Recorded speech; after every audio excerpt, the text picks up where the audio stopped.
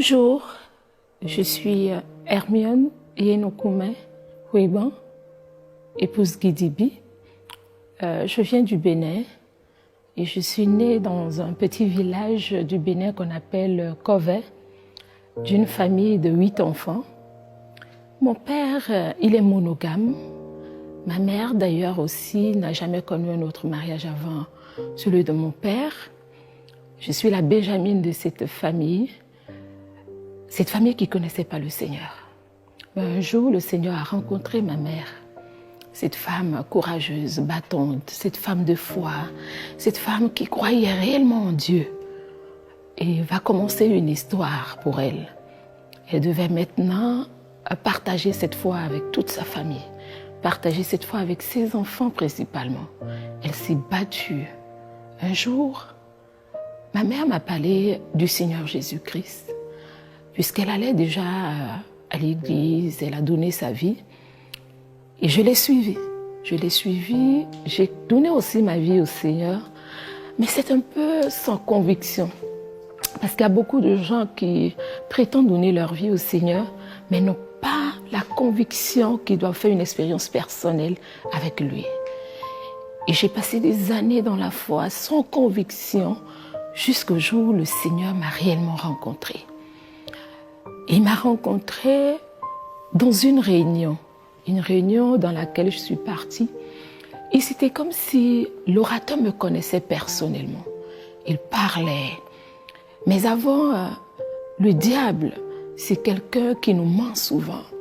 J'avais ce caractère de femme dur, ce caractère d'homme, ce caractère d'un peu de rébellion en moi, ne croyant en rien, s'opposant à tout, partout où je passe. Ainsi, dans ce mensonge, je pensais que j'étais la meilleure personne. Dans ce caractère, je me battais tout seul, sans amour, sans foi, sans savoir où j'allais réellement. Et autour de moi, tout était bouleversé. Et quand j'ai rencontré le Seigneur Jésus-Christ, réellement, dans cette réunion, cette personne disait que derrière les apparences que nous pouvons présenter, nous avons un manque d'amour profond en nous. Nous avons besoin que quelqu'un nous aime. Nous avons besoin que quelqu'un nous couvre. Nous avons besoin que quelqu'un nous tienne par la main et nous dise qui nous sommes réellement, afin qu'une nouvelle vie commence pour nous. À la fin de cette réunion, j'ai demandé à ce serviteur de Dieu, mais pourquoi parles-tu comme ça? Alors, je lui ai posé tellement de questions qu'on pouvait poser quand on est dans mon état. Il m'a invité alors à sa réunion du dimanche. Et quand je suis rentrée dans cette réunion, le dimanche qui a suivi, pendant le temps de l'adoration, j'ai senti qu'il y avait une puissance en moi qui était tombée. Cette personnalité que je me suis forgée moi-même, cette personnalité que j'essayais de montrer pour cacher qui j'étais réellement, avait commencé à tomber par un sentiment de faiblesse. Je me sentais tellement vide, comme s'il n'y avait vraiment plus rien en moi. J'étais tellement vide à telle enseigne que des larmes ont commencé à couler de mon visage. Et pendant ce temps, j'ai dit, Seigneur, puisque je ne savais réellement pas prier, je dis, Seigneur, est-ce que tu existes réellement? Je sens à quel point je suis vide, je sens à quel point j'ai besoin de quelqu'un. Mais aujourd'hui, je suis convaincue, je ne sais pas, c'est tellement par ton esprit ou par quoi d'autre. Je suis convaincue que je suis à la bonne place avec la bonne personne. Et pendant que je faisais cette prière, je sentais comme une main me toucher. Je sentais comme quelqu'un mettre ses mains sur mon épaule pour me dire « Je suis là pour t'aider. Je suis là pour t'accompagner. Je suis là pour te restaurer. Je suis là pour qu'une nouvelle vie commence pour toi. » Alors, à la fin de cette réunion, j'étais tellement faible parce que tout était tombé en moi. J'étais réellement une nouvelle personne. Je me demandais, mais est-ce que j'existe encore? Ma vie a-t-elle encore un sens? Je me posais tellement de questions que quand je suis rentrée chez moi, le Seigneur a commencé à me parler. Il a commencé à me parler et j'ai dit, Seigneur, quand est-ce que ma vie va changer? Et première chose, il m'a dit, si simplement tu peux t'abandonner entre mes mains, si simplement tu discutes pas le volant avec moi, si simplement tu peux m'obéir, chaque fois je te dirai ce qu'il faut faire. Chaque fois, je te dirai dans quelle direction tu dois y aller. Et comme beaucoup de personnes, on pense que lorsqu'on a Jésus, c'est fini, on ne peut plus avoir de défis, de challenges et d'épreuves. J'étais passée dans une étape d'épreuve où le Seigneur allait vraiment voir si j'étais décidée à le suivre, si j'étais décidée réellement à lui donner la première place et toute la place dans ma vie. Alors, je dis, Seigneur, fais comme tu veux. Je voudrais quand même témoigner parce que je vois beaucoup de gens témoigner à l'époque. Et je ne crois pas en leur témoignage. Je me dis, c'est des choses déjà calculées à l'avance, qui ne sont pas toujours vraies. C'est pour nous séduire, c'est pour nous amener à les suivre, à nous endoctriner. Mais ce n'est pas toujours vrai. Et j'ai dit, Seigneur, maintenant je veux faire mon témoignage personnel avec toi. Je veux pouvoir dire au monde entier ce que tu as fait pour moi. Pourquoi ma vie a-t-elle changé? Ainsi, pendant que je travaillais dans l'administration publique de mon pays, j'étais partie pour démissionner. Et pendant ce temps, c'était un temps dur pour moi. Le Seigneur m'a orientée. Il a réorienté ma vie. Et je suis partie de cette entreprise. Je me suis retrouvée toute seule. Mais le Seigneur dit, mais là où le monde vous abandonne, moi je suis là. Là où le monde vous juge, moi je compatis. Là où le monde vous abandonne, moi je vous prends parce que vous êtes mes créatures. Créatures si merveilleuses que j'ai créées avec soin. Et je connais les projets qu'il a sur moi. Et lorsque le Seigneur a permis que je parte de cette entreprise, je l'ai rencontrée toute seule dans ma chambre. Pendant que je priais, c'était une prière sincère, pas des récitations, mais une prière qui venait tout droit de mon cœur. J'étais devant le Seigneur à visage découvert, en lui disant qui j'étais réellement, qui je suis réellement. Et il me dit, de ton histoire, je vais sortir une pour épater le monde entier. Et cette femme dure que j'étais, cette femme colérique que j'étais, cette femme rebelle que j'étais, la puissance du Saint-Esprit est entrée en moi. Et j'ai commencé à faire une expérience personnelle avec lui. Le Seigneur a commencé par briser ces choses en moi. Et je suis devenue aujourd'hui une femme extraordinaire. Et j'ai compris ma position de femme depuis la création. Je sais qui je suis.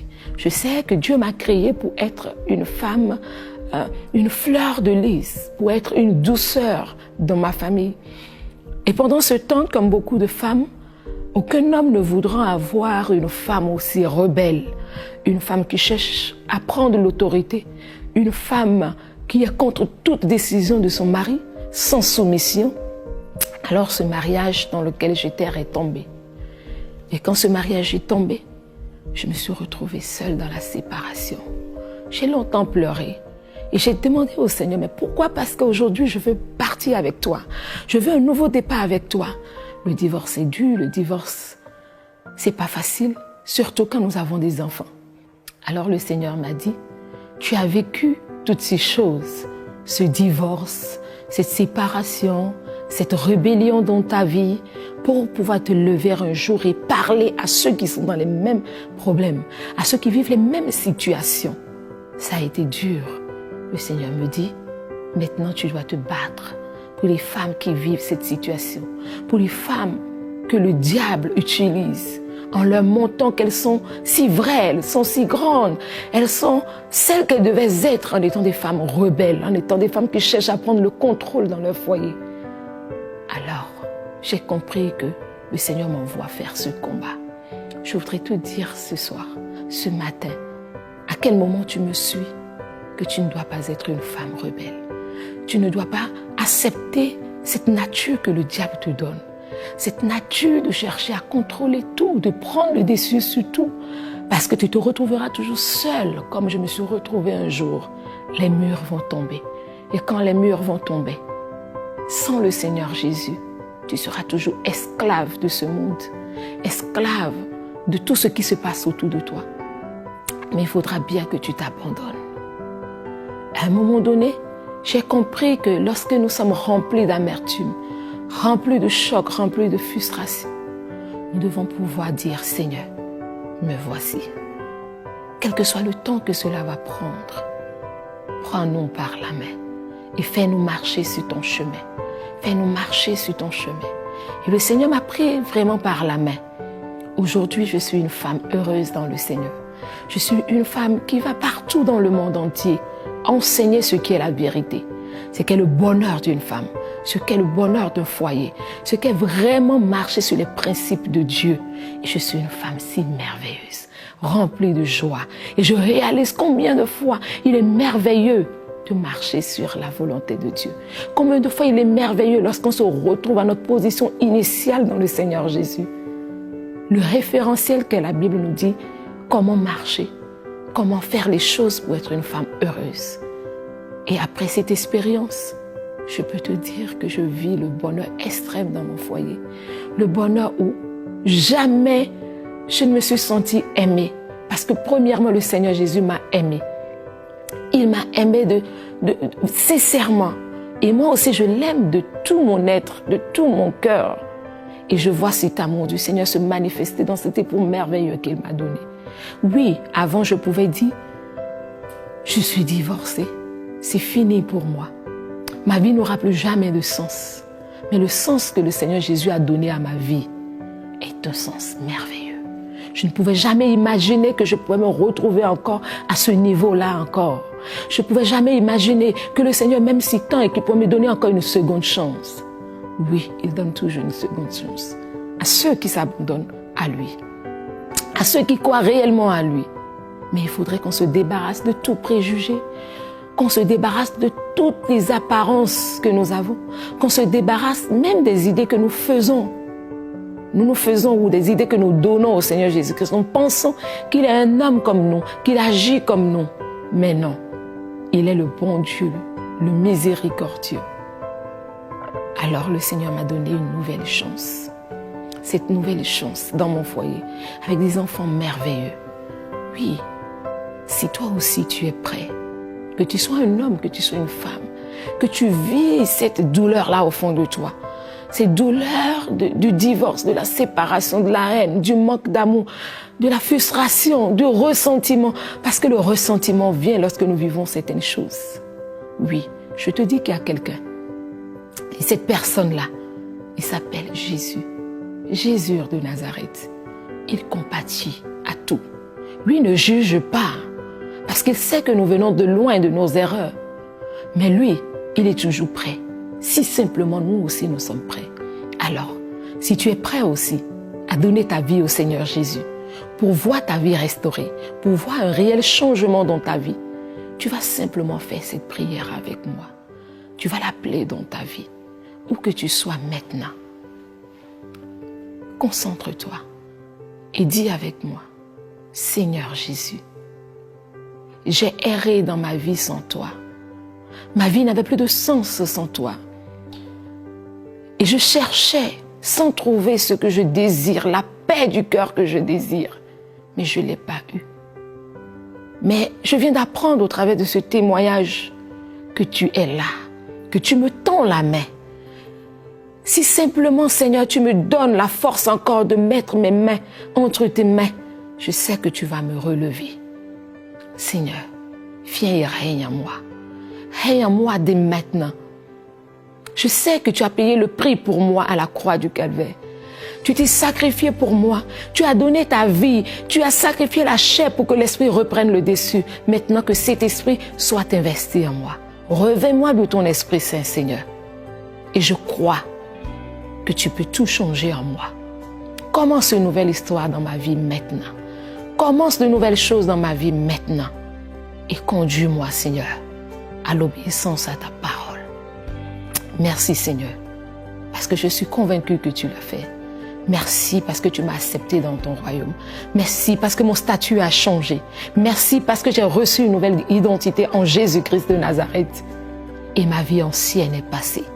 À partir de maintenant, toutes choses sont devenues nouvelles. Merci, Seigneur. Amen.